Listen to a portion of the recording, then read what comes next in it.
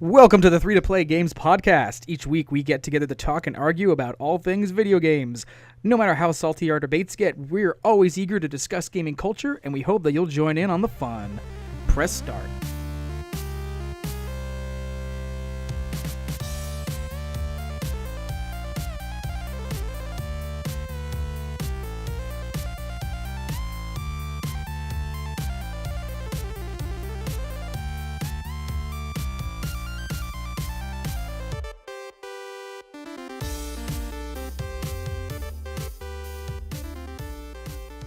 What's up, everybody? Hi, Tom. Welcome Hello. back to Pennsylvania. Yeah, so joining me on the podcast today is... Josh. Becca. and me, and Tom. Oh, the suspense is building up. I didn't know who I me know. was. I know. There's four of So- us today. How you guys, how you liking being out of the single-digit temperatures? It's weird. It's 50 degrees here today, and I was like, ooh, like, I can wear shorts. I can do whatever I want. And then, Nope. it was still cold. Yeah. But Yeah. not as cold as normal. For anybody not in the upper northeast part of the United States of America, it was like Hyrule without red pepper potion the past couple days. Just an absolute nightmare of Yeah. frosty garbage. But we're out of it. We lived. We survived. So what did you guys play while you were cooped up inside, staying warm? So I went back to my roots, and I played Rocket League a lot over the past couple days. I know I was saying in the last podcast that I was going to continue playing Mario Odyssey, but, you know, But you lied. yeah. Yeah. I played some Overwatch the other night. Nice. I've been a little bit busy, but that's something I like to go to when I have an hour or two. What are you currently playing, Tom? Well, I just got back from MagFest, the music and gaming festival that they have down in Maryland every year. So I've been playing a lot of stuff. I played the first about 2 hours of Horizon Zero Dawn for the first time, and I'm actually probably going to buy a PS4 just so I can finish that game. Wow. That opening was beautiful and engaging. I am already obsessed with the lore of that game, and it's so difficult not to just run out and spoil the whole thing for myself. So already hooked on that. I played. There's a room in MagFest, a ballroom, basically, where they bring independent developers who are working on games in progress for Steam and PSN and Xbox Live. I played this game called Chrono Ghost. I was attracted to it because I was like, Chrono? And it's a Braid style kind of platformer where you can manipulate time to overcome obstacles. And it's just like a standard 2D platformer. Right trigger speeds up time, left trigger slows it down. If you hold them both together, you can stop it completely, but that's like, you basically have like a time meter, like a stamina meter. So it's about smartly using your stamina meter and getting around obstacles. And it's a lot more challenging than you think. Like, you screw around a little bit too much, and then boom, you run out of stamina, and then you're killed. And the checkpoints are kind of few and far in between to kind of encourage you to be smarter. Because if you die, you really feel I screwed up, So that's coming to Steam, PSN, and Xbox Live apparently this spring, and they're working on getting it to Switch by the end of the year. So that was really cool. Played Mario Party 5 drunk at 4 a.m. So it's just, old and new. I got a lot of crap in that week. Was there a lot of love for the Switch there? I mean, I carried mine around in my bag to see if I could play anybody, and I saw a couple of people, but they didn't have Switches out in the open console room, I guess just because of, theft concerns. Yeah. Yeah. I felt so bad. I saw people on the MagFest Reddit, like, the day after it was over saying, like, I lost, like, one Joy-Con. Had anybody seen it? Did they turn it into Lost and Found? Because those aren't, like, one Joy-Cons, like, $50 each or something. Well, yeah, and I think you can only buy them in 2-packs. So You can't even get them single? Oh. I don't No. think you can. Yeah, I don't think so either. So you're looking at buying, $60, $70 for just a set of Joy-Cons. Then you have an extra one after that. That would drive me crazy. Like, what am I doing with this one? Just walking around with a wonky Switch. Yeah. But it was really interesting just, being around a large gathering of the gaming community, seeing new stuff, seeing people cosplaying, and learning about some of the new trends that I don't get around. Like, you learn about what's popular that you don't always interact with on your personal level when you're in the larger community. And, I mean, it's the beginning of the year, and the gaming community has already seen some I think, historically significant developments. And you wanted to talk about that key thing today, Josh, right? It was reported in December, but it's worth talking about now. Yeah, the World Health Organization has gone ahead and classified video game addiction as a mental disorder. So, what did you learn at MagFest? You said they were talking about it a lot there. Well, not so much talking about it. I think I had a conversation with one of my friends about it just because we thought it was so noteworthy that it's taken this long. I was speaking with a friend who's put in a lot of like StarCraft 2 hours. You know what I mean? Like, Right. And I think maybe that's kind of a stereotypical game to assume people will pour huge binge sessions into. But I think we've all, at one point or another, like have found ourselves like getting into a time sink and then realizing how much time has passed. Only, you know what I mean? Like, oh, it's morning. When did I start playing? You know? Yeah. So we were just talking about how it made sense in terms of how a lot of us do binge. You know? Yeah. Well, RPGs specifically, like MMORPGs, WoW, StarCraft, like you said, things like that.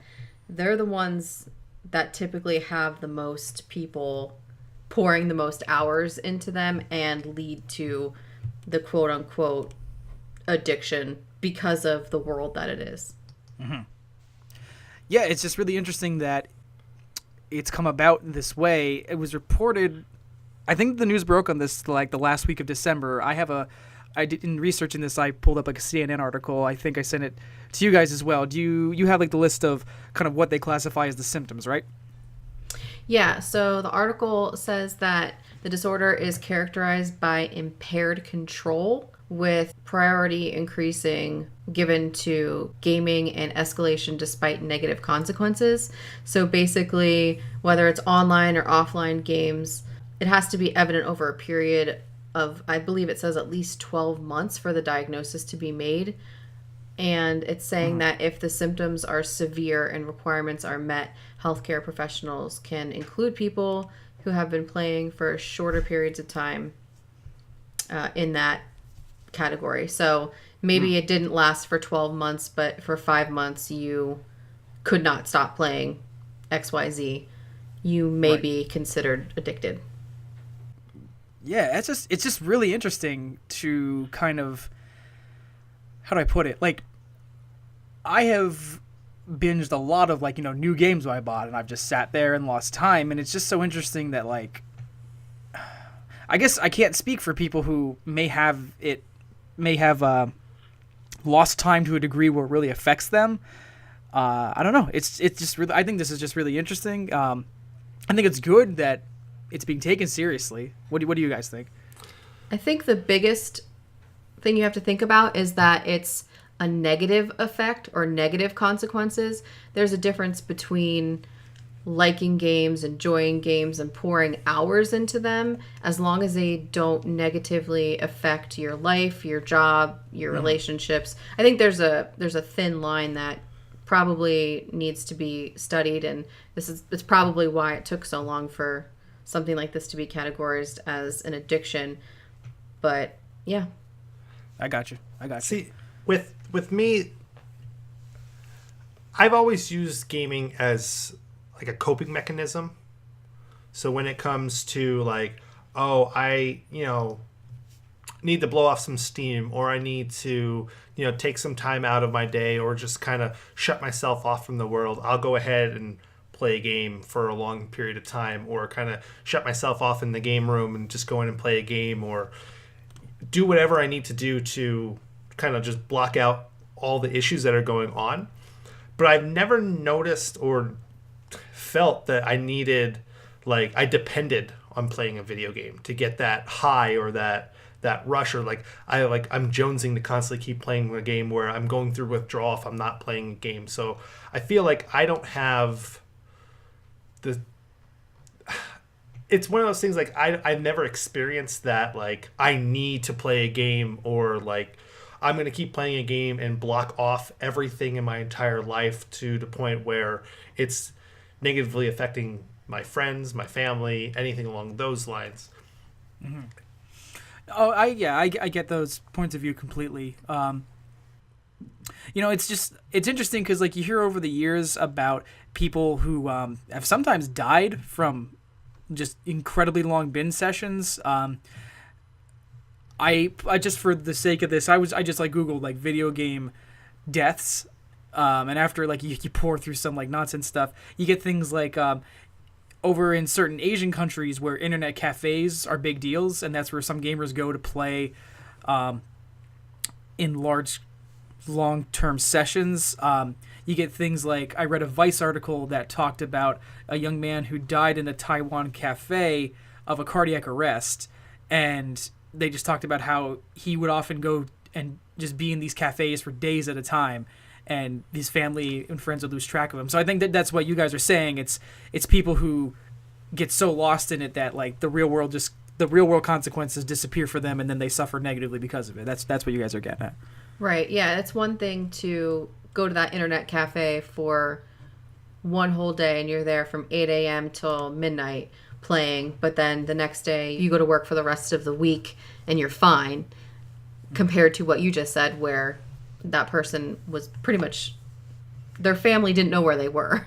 You know, my problem is, and it's one thing that me and Beck have talked about, this being, you know, an addiction and this being a disorder to the point where you have to seek medical help and get all this help for it. Like, but then how long until someone actually abuses something along those lines? Not saying a lot of people are going to, but you're going to say, oh, well, I just really need to play a game. I need to keep playing a game. I need to keep playing a game. And then it's to the point where like, oh, I can't work now because I have this mental disorder where I need to constantly keep playing a game. I feel like there's going to be a lot of gray areas with this that haven't been set in stone yet. Yeah, I could see what you're getting at. And I think that might emerge in like the first couple years of this being taken seriously on a professional level. I'm actually curious as like how long it's going to take. Like, I want to preface this that I'm not going to try to suggest that like any kind of medical professional would be purposefully immature to new progress made in their field, but part of me is going to kind of wonder if there's going to be any kind of doctors who are going to look at this and be like, come on, you know, like... Yeah, mostly like the old school There's old school doctors in every profession, and every time something new age, hippy dippy comes out that isn't by the book, there's a lot of people who raise red flags of like, this isn't real. But hopefully, if it's serious, people take it seriously. Right. So in this type of situation, though, with video gaming, why is it video gaming that has the main, like the spotlight on it, when there's people, I know people who are on their cell phones way more than they are playing video games. I know people who are on their tablets. I know people who, you know, stream Netflix and binge TV shows on Netflix and stuff like that. How is video gaming more of a spotlight than these things that people do for hours and hours and hours a day, where they actually like live almost their entire life on their cell phones? I don't know if cell phone or technology or TV or any of that is considered an addiction yet, like how video game addiction is. I'm not sure where the science stands on that, but if it's not, I agree with you. I feel like it should be, because like you said, people are on their cell phones 90% of the day. There's been studies that have shown people are having neck and back problems from looking down at their cell phone more often than not. And, you know, binge watching TV, you're right, you're on your couch, you're not moving, you're not getting adequate exercise or sunlight, or I think people should look into that and categorize it in the same thing as video games. Maybe it should be, you know, technology addiction as like a whole or something like that. Right, because in video games, you're having conversations with people. Yeah. You know, you're online playing a game of people. You're actually, you know, building teams, having, you know, strategies. I know you've played World of Warcraft. You've had a lot of friends on there. You guys have, you know, you have certain times that you go on and do your raids and quests and stuff along those lines. You go on and play Overwatch. You play Overwatch. You have a group of people. You're communicating back and forth to each other.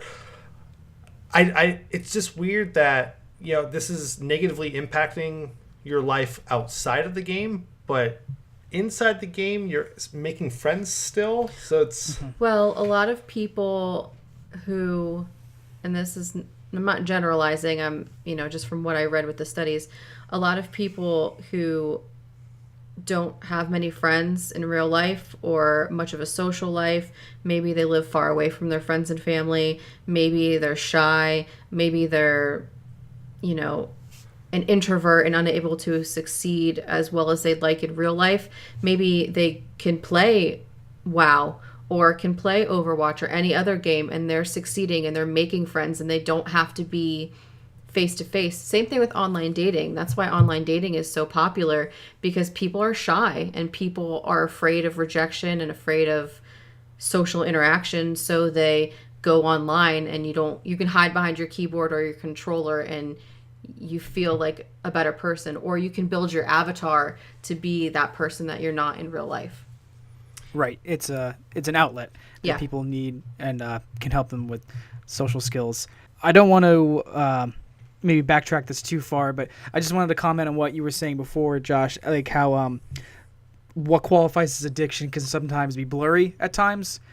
People can say, well, if X is considered a legitimate addiction, why isn't Y considered a legitimate addiction? And I think it comes down to a certain degree that a lot of the cultural understanding of what addiction is kind of like blurry. I know personally people who like see people with addictive behavior and they just kind of put it down to like, oh, they have like weak morals, weak ethics. They don't understand. Like an addiction's, it's a complex psychological thing that I'm not even going to pretend I know fully.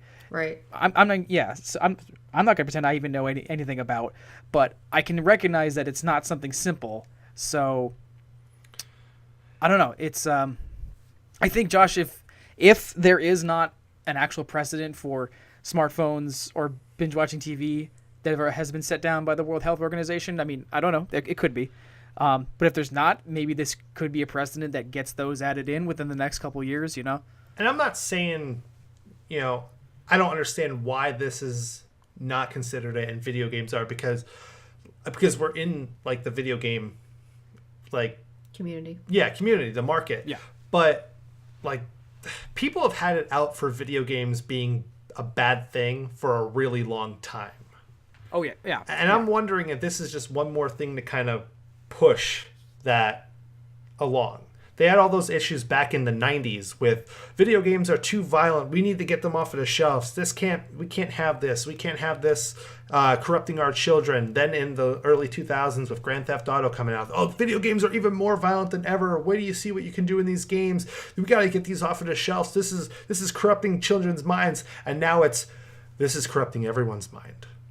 Everyone is like, people are going to be addicted to video games. Like it just keeps progressing more and more and more when there's far worse things, I think, out there that should be considered a mental disorder before video game addiction. Well, I think that being addicted to anything is worse, period. Whether it's a video game or it's TV show or it's crack cocaine. Yeah, there's levels of addiction and risk of death or illness or violence, but you can't dispel the fact that it's an actual problem for some people, especially people who have addictive personalities, where something as simple as scratch off tickets. You and I have gone to a convenience store and seen people standing there for 20-30 minutes scratching off, putting money back in, scratching off, putting money back in. What's the difference between that and video game addiction? I get what you both are saying. There's a fine line. There's probably people already on soapboxes of negativity who are going to be like, look, they're so bad that now there's a mental definition of how bad it is. Right. But I'm also happy that it is being defined in a specific way so that people who need help can get it. And best case scenario, the positivity of this being established will be more helpful to the community than a disadvantage. Yeah. Something I'm curious to hear your takes on. So you mentioned you were talking about scratch off tickets, so that's obviously plays into gambling addiction, which is a thing. I feel like that's not debatable.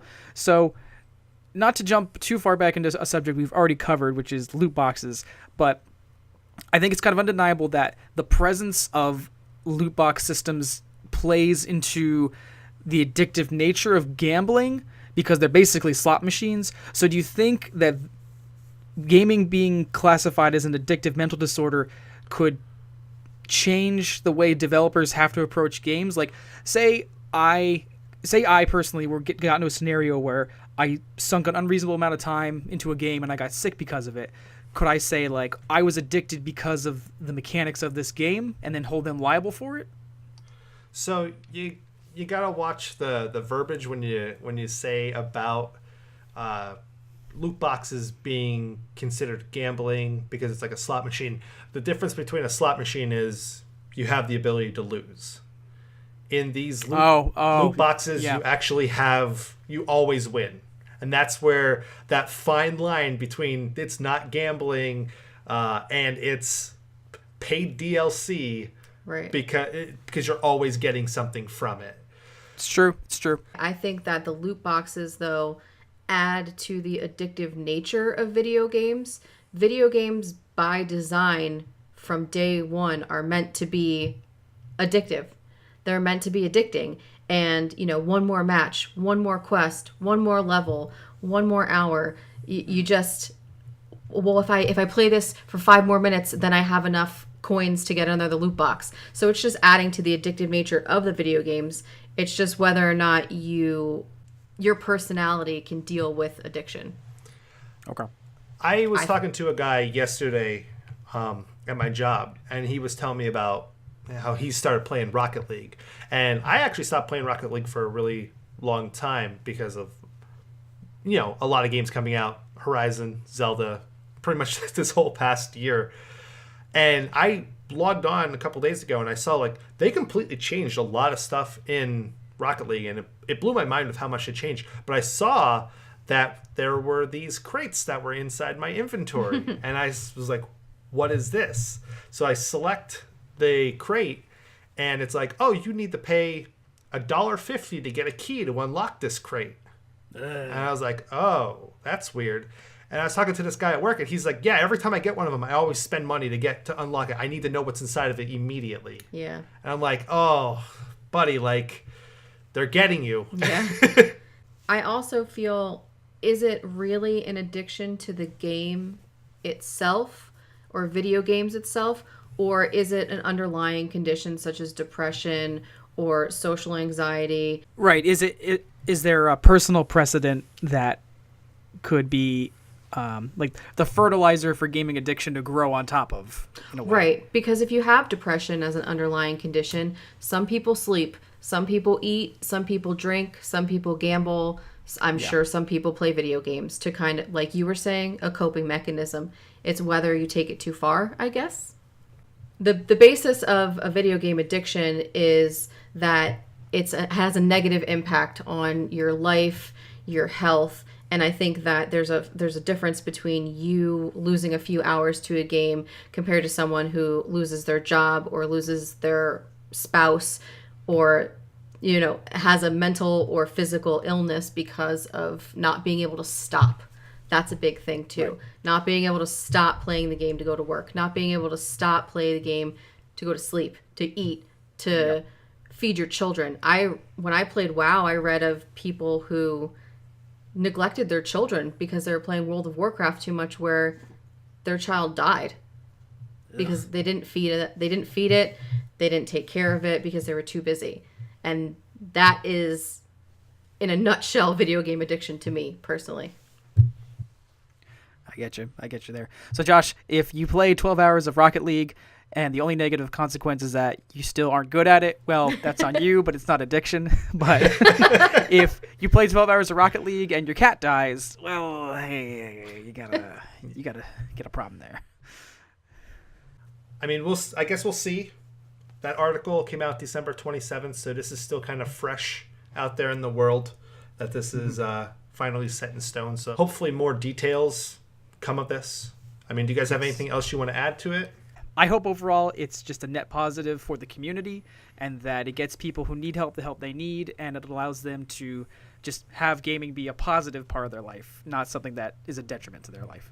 Yeah, I agree. I think that if it's a real issue for somebody, that they should not feel ashamed in reaching out and getting help for it, because not only was it a problem before, now it's technically, scientifically an issue. So maybe they'll have a doctor that's more willing to hear them out now. And we at 3 to Play Games encourage anybody who struggles from addiction to seek appropriate help. Yes. No bits, just get help. Did you ever see the Saturday Night Live skit, Tom? Like from the early 80s about like video game addiction? No. I didn't start watching Saturday Night Live until I was 3. So that was before. No, I haven't seen that. There was a skit, I think it was from like 1982, and I'm trying to remember who it was, but weren't those the dark years where like Gilbert Gottfried got on the show and everything? I believe so. But it was a skit where it was when the arcades were really popular and stuff like that, and it was like one of Saturday Night Live's like most successful like skit on video games. That some like this person was like walking down the street like jonesing for like I'm pretty sure, I'm trying to remember as best as I can, like jonesing for like quarters to go and play Donkey Kong and stuff like that. So it was like kind of begging people for quarters as it's going down. It's like, it was just really weird that like something from so long ago from a Saturday Night Live skit is actually becoming like not the same part of like begging people for money and stuff like that, but the addiction side of it is coming into, you know, actually being a disorder nowadays. They were ahead of their time. They knew. They were like, hey, this Donkey Kong game is really popular. What if one day the World Health Organization says that that's a bad thing? You're right, Gilbert Gottfried. Let's do a sketch based off that. Yeah, no, we were talking about that earlier, and I definitely remember it. I can't remember who was in it, but I remember them looking for quarters, and I think it was like Video Game Junkie or it was something along those lines, but it was pretty funny. I have to look that up on the SNL YouTubes. Yeah. But it's interesting that gaming would, even at that early in its lifespan, would permeate pop culture like that. Kind of makes me think about my, maybe I would say my top 3 favorite examples of video games and pop culture. Oh man, Tom, it's like you. That's segue. You like read right into what I was trying to do.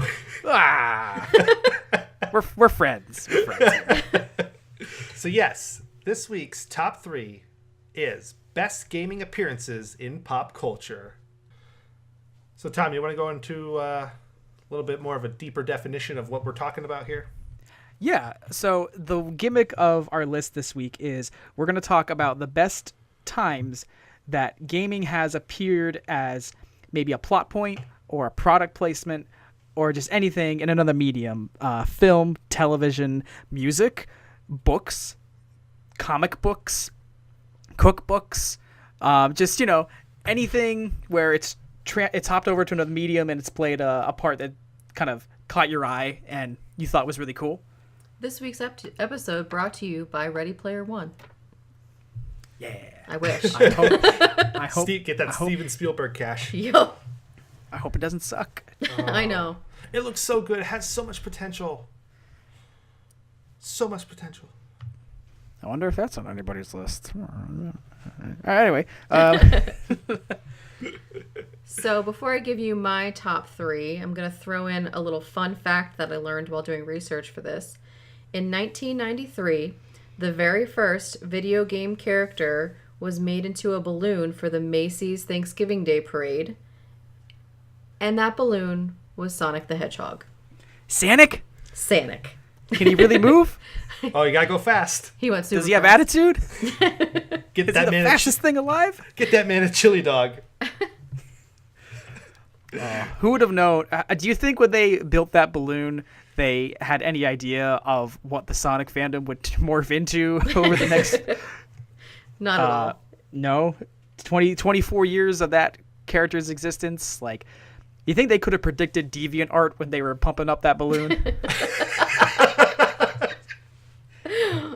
Oh, man. All right. We just lost so many listeners. Or gained many more. Dude, they're talking about pumping up Sonic on this podcast. So hot. Subscribe. So my number 3 is the song Human Video Game by DJ Jazzy Jeff and the Fresh Prince himself. Ooh. If you haven't heard it, I suggest you listen to it. it pretty much talks about how he is addicted to playing Donkey Kong in the arcade, and there's some really sweet beatboxing that's like video game-esque. So that is my number 3. I remember hearing that a long time ago, and when we started talking about this topic, I was like, yes, Will Smith will be in my top 3. Have you guys heard that song at all? No, but I'm gonna definitely look that up. That sounds really cool. Yeah, it's fun. If it is not the Wild Wild West theme song, I do not listen to Will Smith songs. That or Men in Black. It's a good Everyone one. knows that Men in Black is not as good of a song as Wild Wild West. Thank you. Agreed. Yeah. And my number 2 is from the cartoon Doug, for us 90s children. It's an episode called Doug's Lost Weekend, where he wins a super pretendo after being like the 10,000th customer or something along those lines. And he gets a video game called Space Monks, which is pretty much Star Fox. And he becomes addicted to it and didn't do his homework over the weekend. Like, he realizes, oh my god, it's Sunday night and I have to go to class and I didn't do my homework. Which is kind of funny because both of mine so far deal with addiction. And I think my first Video one did too. game addiction. It's been there since the real. start. It's been there since 92. I don't know when The that World came Health out. Organization has seen an episode of Doug. But yeah, that was like, I definitely remembered that episode, and it was just, it was a fun episode, but I thought of it when talking about this. Did you guys see that episode? Oh my god. I remember it. Yeah. I didn't remember that it was called Super Pretendo. And if this was a video based podcast, you would have seen me roll my eyes so hard they almost popped out of my head. But Isn't that great? I do remember that episode, and like I was like, Becca, please mention that this is addiction based. Oh my gosh. Yeah, I remember a couple video game related things from Doug. I completely forgot about the episode, and then when she mentioned it before we started recording, I was like, oh my god, like I can't believe I forgot about that, because I remember the episode where his sister learned to parallel park using a video game. Oh, yeah. I don't remember that one. In the And arcade, then- the driving game. Yeah. And then as soon as she brought this one up, I was like, oh my god. I remember that he walks in the thing and it's like, oh my god, you're the 10,000 customer, you get this. And, Yeah. and it's like the whole episode was like, stop playing the video games. Yeah. Like, stop playing the video games. You're not going to get your homework done. And then he shows up and everyone's like, oh, you didn't do anything. Yeah. Having negative consequences on his life. Yeah. It's real. Well, it wasn't over 12 months. It was just over a weekend. So Doug can't file for addiction yet. But if he keeps going, I don't know. The second part of that, you know how cartoons were like 2 episodes back to back? The second part of Yeah. that, I believe, is the one where he finds a hat and it like brings him a whole bunch of luck. So I think he's okay. Oh, yeah. He's got that hat that Bounces Yeah. out. that Frosty had. Yeah. And my number 1 is the South Park episode Make Love Not Warcraft. It was the epitome of World of Warcraft. It was done beautifully. It was hysterical. It was so true. There were a lot of stereotypes and generalizations, of course, but it was just one of the funniest episodes of South Park, especially as someone who plays and played World of Warcraft. The best part to me is that they added the actual sword that they needed to kill the bad guy in the episode. They added the Sword of 1,000 Truths to the Burning Crusade expansion, so you could actually equip that.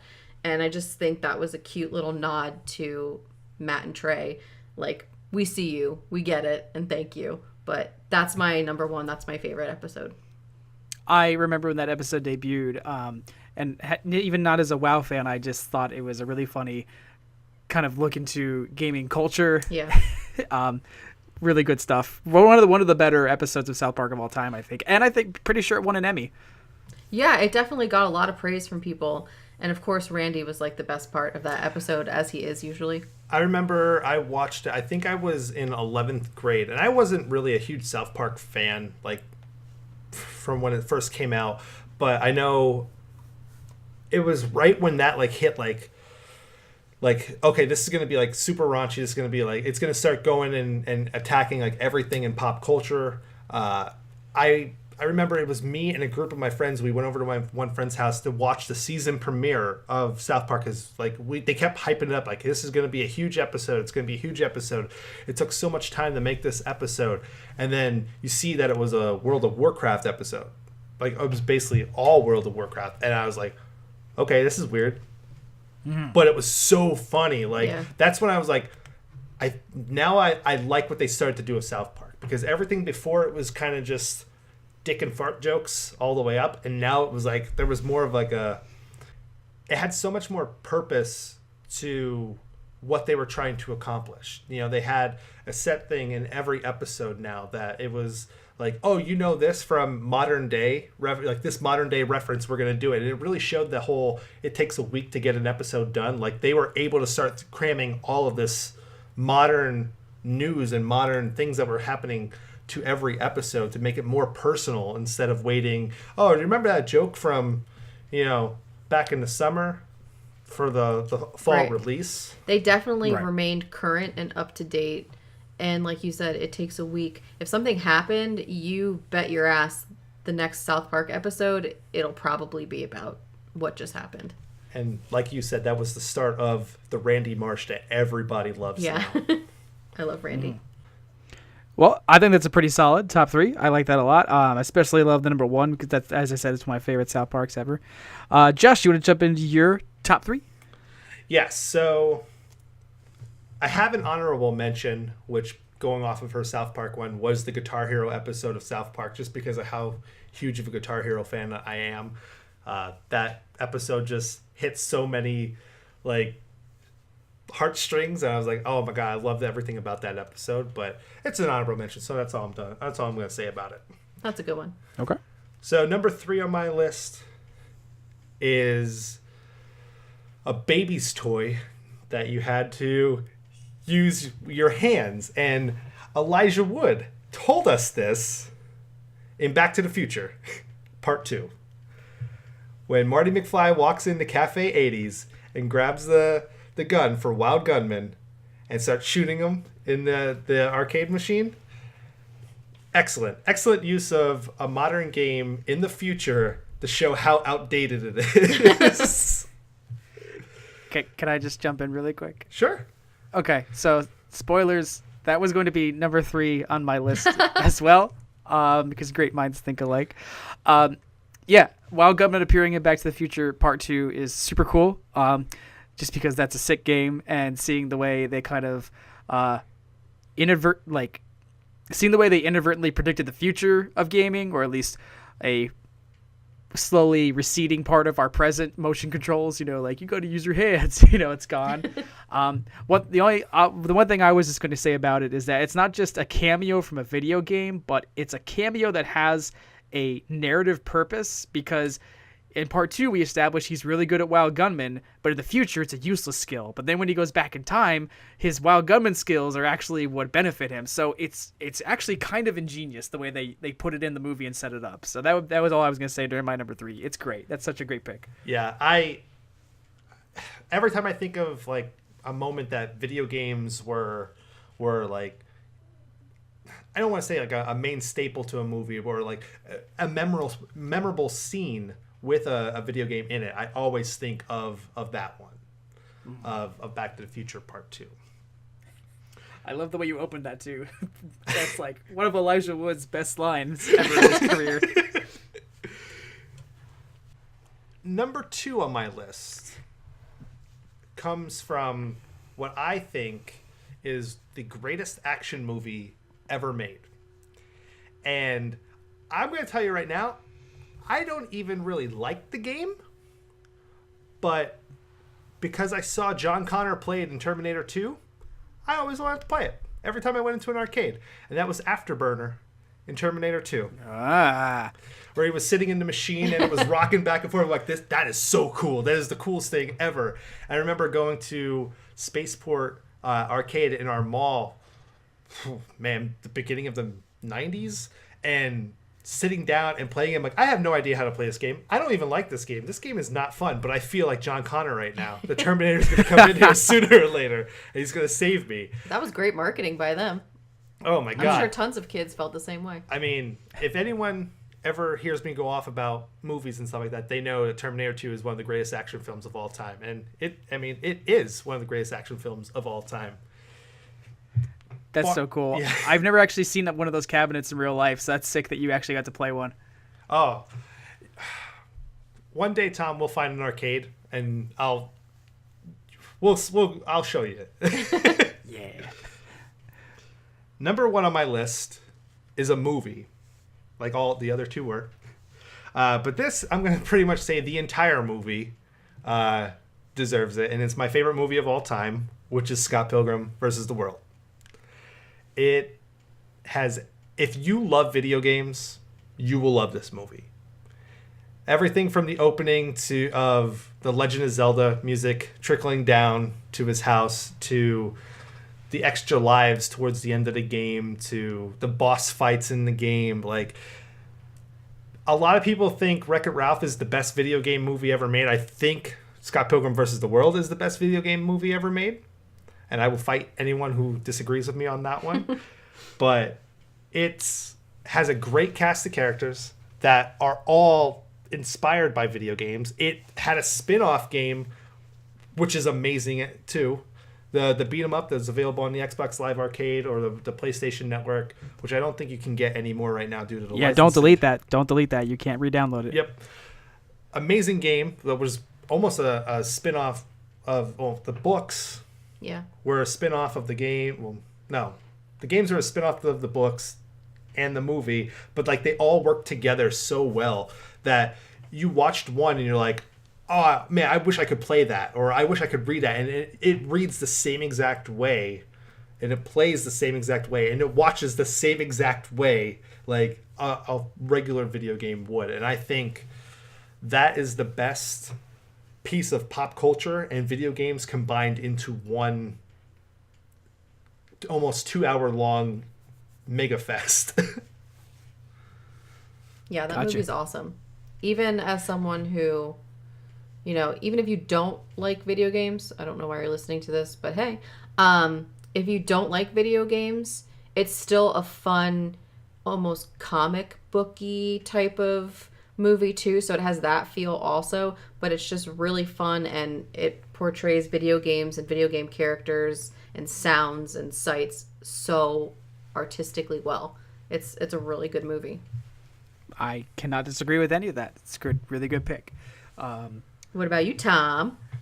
So my top 3 has been just been shaken up because I've decided I can't have too similar of a top 3 to Josh, or else this is just going to get boring. So Scott Pilgrim has now become an honorable mention. Oh, Because it was going to be number 1, but now I gotta switch it up. you Card guys are the subject same change. person. Aw, Becca, I'm your husband. So, Lucky me. said no woman ever. Okay. So Scott Pilgrim's an honorable mention, and I would just have nothing to say but just more praise for it. I think it inserts video game iconography into the plot so well, and it uses it to trace Scott's development towards becoming a better person in a really effective way. And the way that a video game-like structure is put into the plot, it's really clever. I like it. Good stuff. But my number 3, as previously stated, would be the Wild Gunman cameo in Back to the Future Part 2. Good stuff. My number 2 is going to be, it might sound like a stretch to some people, but hear me out. My number 2 is Season 1 of Westworld.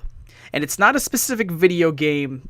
It's just that I think Westworld Season 1 tackles the concept of like choices we would make in a virtual reality video game. It does a lot of neat things with, games that give you open world options and moral choice systems. It turns into this kind of really interesting ethical story. I don't want to spoil too much of it because it's still kind of a fresh show. But the first 2 episodes in particular have an entire like segment built around the gag of skipping a cutscene, wherein Yes. like a Westworld developer lays out this big grand bank robbery sequence that he's written and coded for months, and he's like, all rocking a big boner about how it's the biggest and the best thing he's ever put into Westworld. And then this robbery sequence is interrupted by a gamer, a player in Westworld, who just like cuts the entire thing short just to satisfy his own amusement. So it's a giant like press A to skip this cutscene moment within the episode, and I remember enjoying it a lot because it's like watching a developer react to somebody not caring about all his hard work. Yeah. And then there's an extended sequence in episode 2 where the same developer, who's all like high in his own ego, is basically presenting the company who runs Westworld with his latest DLC plans. And Anthony Hopkins, who plays he's the John Hammond of Westworld, he just comes in and he's like, your DLC is stupid because it doesn't add to the gameplay experience. It doesn't help anyone create an emotional connection with the game. Get rid of this DLC. Like, so it's a show that, without using any direct kind of familiar gaming iconography, tackles gaming as a subject. And I just thought it was really interesting. Yeah, I have to agree. I didn't think about that at all for putting it on this list, but I agree with you. It definitely has a video game feel to it. Like, it feels like video games of the future where, now we have VR, like you said, but maybe in however many years it's going to be Westworld. Mm-hmm. Very cool. Have you seen Westworld, Josh? I have not. No, I want to watch it. Everyone keeps saying how great the show is. I'd probably wait for a couple more seasons to come out and then hop on it, like I did with Game of Thrones. I waited for like season 3 to come out of Game of Thrones, so I like watched the first 2 and then started going in to the third one, so I can kind of get the train moving. Fair enough. Okay, yeah, but that'd be my number 2. So my new number one, is Wreck-It Ralph. the greatest video game movie ever made. You ready to go, Josh? I was to say, if you were going to pick this, I was hoping you did, because I have a couple questions for you on that in regards to the future of Wreck-It Ralph. Well, let me just get out of the way real quick. No, it's fine. I just specifically, not just in that, I think it's a very good video game movie. Like, it tells an interesting story, and it uses the concept of the video game culture and world to tell that story. But the cameos totally work, and they're there, I think, in a really effective way to kind of like legitimize this world. Like, I think a big problem when it comes to a lot of things that try to like be like, this is a story about gamers, is that because renting the rights to Mario and Street Fighter and Sonic is probably really expensive, they don't do that, and then they have to like shoe in like cheap and obviously not well thought out stand-ins. So you're watching a movie about a guy who plays video games, but he's playing Steven the Porcupine, and it's like you don't pay attention to anything it's trying to say because you're rolling your eyes going like, this is the best they could come up with to try to convince me. So just the fact that they went out and actually got the characters and put them in the game in a careful and just well thought out way, it legitimizes the world of Wreck-It Ralph in a way that kind of helps you get going with the flow of the universe. And I thought that was really smart. So I would say that's the best pop culture example of gaming appearing in something. Yeah, I know when that movie came out, me and Becca went and actually saw it. I think we were the oldest people in the theater. Yeah. And watching it, I'm like sitting there, I'm like, oh my God, like that character. Oh my God, this character. I'm like, what I liked about it was just watching the movie and trying to pick out and see if I can. It's kind of like watching a Ready Player One trailer. How many characters can you find in the movie like that you already know of? Mm-hmm. What I hope, though, just from making that comparison, is I hope that Ready Player One uses all of its famous characters with the same amount of care that Wreck-It Ralph did. Like, right? Is it going to be for smart universe building, or is it going to be for, look, it's Tracer, look, it's a Gundam, look, it's X, the Y, Battletoads. Z, you know what I mean? Like, yeah, oh my gosh, Now, my big thing is Wreck-It Ralph 2's coming out soon. Ralph breaks the internet. Yeah. So I know Nintendo and Universal have their partnership now, so I'm wondering if they're still going to be able to get the rights from Disney, because Universal Studios, the theme parks, and Nintendo being in the theme parks, if they're going to get the rights to be able to use Bowser and Mario and all those characters. I mean, the Street Fighter and Sonic characters, they won't need to worry about that, but they didn't play a huge pivotal role, but just seeing Bowser in a Disney movie, it was like, what? So it's funny you brought that up, because they actually did mention in March 2016 that a sequel to Wreck-It Ralph would include an appearance from Mario, because Disney cited they had a good relationship with Nintendo. So I'd like to think, given how long it takes to animate a movie like this, Mario's involvement was like set in stone and approved and taken care of before the Nintendo and Universal partnership was announced. So considering they did say point blank, yeah, Mario's going to be in this, we'll probably get some cool Nintendo cameos on top of like Disney using their own things. Like I know Iron Man and C-3PO and R2-D2 are supposed to appear in it. All the Disney princesses are supposed to be in it as well. Yep, they made a big deal about that. So, yeah, I think they're going to be good to handle those cameos. When is that supposed to come out? Next this fall. I think it's November 21st. Yeah. November 21st, 2018. Oh, nice. So, we're getting pretty close to it. Well, what a delightful list, guys. Yeah. Those were good lists. I liked them. You know, Tom took half of mine, but actually 66% of my list he had on his list. He switched it up. Got me keeping me on my toes, Josh. Yep. Well, I think the last thing left to do is jump into our favorite / only closing segment, Gaming Confessions. Confessions. So this is going to be very hard for me to say because of how much of a fan of this franchise I am. But Tom, there's a reason that I don't like the Ocarina of Time. Yeah, what's that? It's because I've never beaten the Ocarina of Time. What? Yeah. It's the only reason I don't like the game. I put it so low on my list of Zelda games because I've tried so many times. I cannot count how many times I've tried to go through and play this game. And every time I'm just like, there's something about it I just can't do. I lose all interest. I mean, it's not even that hard. Like, Oh, I'm not saying that it's hard. I just lose interest with the game. I don't know if it's because at what point? After I get the 3 jewels at the beginning. What? That's not even like a quarter of the way through the game. You're not even trying. So the farthest I've ever gotten in it was I beat the Forest Temple. Okay. So, and I did that like last year or 2 years ago. You were sitting with me when I did it. But that's the farthest I've ever gotten, and I was so bored. And I know, like, I don't know if it's because I'm going into it. Like, I am a huge retro gamer, but I think I'm going into it, like, with these such high expectations for this game. And then I've played Twilight Princess, and I've played Breath of the Wild, and I've played Wind Waker, and I've played all these other games that were just better. I mean, I'm not going to... Yeah, I'll agree that there are Zelda games that are better than Ocarina in terms of, like, you know, what have come out since then. But, like, I don't know. It's not a hard game to beat. No, I'm not saying, I'm not saying it's a hard game to beat. I just lose interest. Like, I'm so sick of... You lose interest, like, right when it's getting good, though.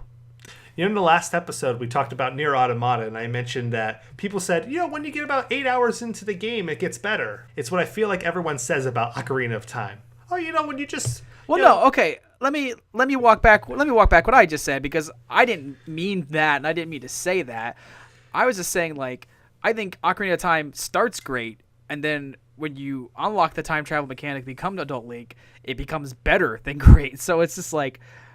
For me, I think it's baffling that you lose interest right when the game becomes even more thematically and mechanically interesting than it was to begin with.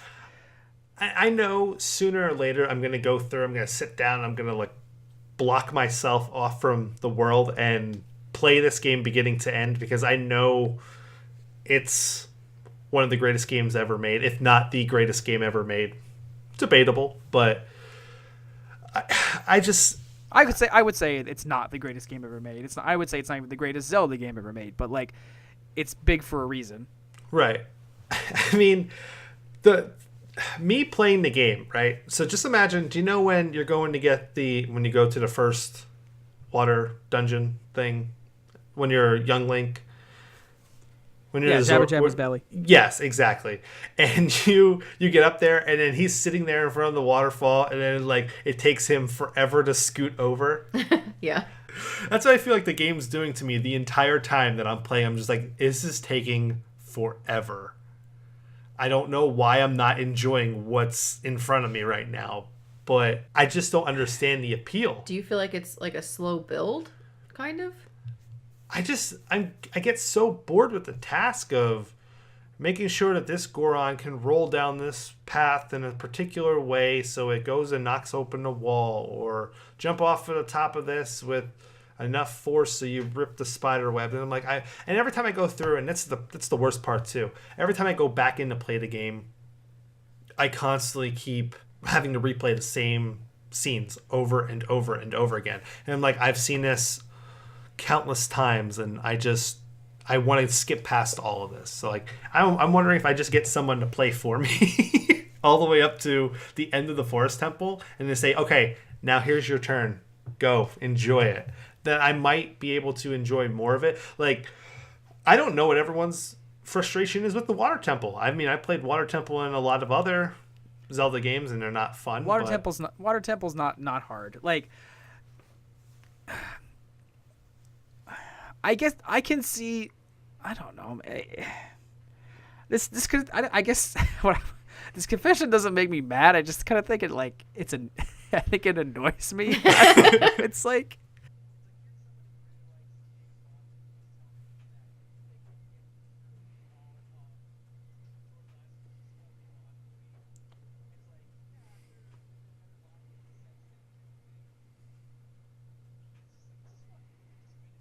Yeah. Right, and like I said, I'm going to one day. I just don't get the appeal, and like I said, I think it's because I came into it so much later. Like, yeah. I grew up playing the first Legend of Zelda. Then I played Link to the Past, and I skipped Ocarina, dabbled a little bit in Majora, and then went right to Wind Waker and Twilight Princess. Like, okay, I can get that then. Yeah, there's a degree of like, if you miss the moment, you can see its flaws better, and it kills interest. Right, and that could be the reason why I hate Mario 64 so much. Not this again. I mean, I mean, like, I really. I'm blowing Mary's mind a lot by watching Friends for the first time in my late 20s because she's like, you didn't like this? And I'm like, no. Like, she's like, well, maybe, you know, like, we just get what you're saying. She's like, well, maybe at the time I thought, and I'm like, fuck Ross. I don't know. Okay, I guess I get what you're saying. The time has probably passed for you to just blindly accept the flaws it does have. I'm like, yeah, like the water temple's not hard. I'll agree with you on that. That's like one of gaming's longest running, like, you know, cliches that isn't actually true. Right. Yeah, like I said, one day coming up, because I have it for the 3DS, I'll probably play that because I know that's like the definitive version of it right now. Okay. Well, fuck you, Josh. Well, on that, it's probably time to wrap this up. Thanks for listening. You can find 3-to-Play games on iTunes, Stitcher, SoundCloud, and YouTube. The YouTube videos have cool bonus clippies, so watch those whenever you can. Be sure to subscribe and leave a review. Tell us what you think of the show. Share your thoughts on our discussions of each episode, and even your own top lists, your own confessions, anything you want to throw in.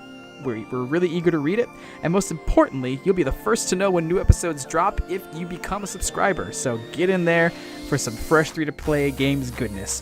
This has been Tom, Josh, and Becca.